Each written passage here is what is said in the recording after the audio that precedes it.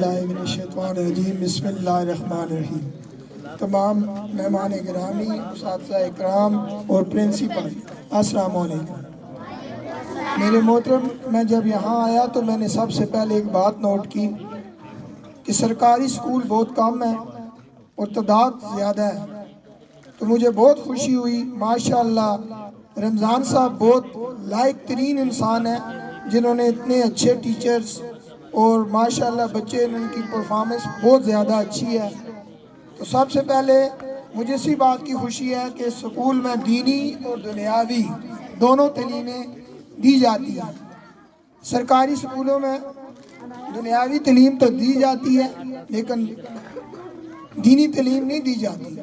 यहाँ सबसे बड़ी बात यही है कि हमारे इस इलाके में यहाँ के जो आवाम है या इस इलाके की जो आबादी है उसको मद्देनज़र रखते हुए माशाअल्लाह रमज़ान साहब ने ये बहुत अच्छा और इतनी अच्छी सोच आप लोगों के लिए, ये कमाई का ज़रिया नहीं है।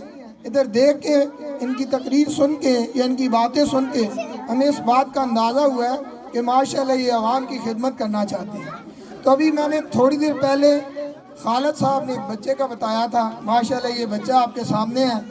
तो मैं कहना चाह रहा हूँ रमज़ान साहब से कि अगर इसको भी कोई मेडल दिया जाए जिस तरह दूसरे बच्चों के गले में पहनाया जाता है तो मुझे भी खुशी होगी इस बात की, बाकी लोगों के भी हौसले बढ़ेंगे।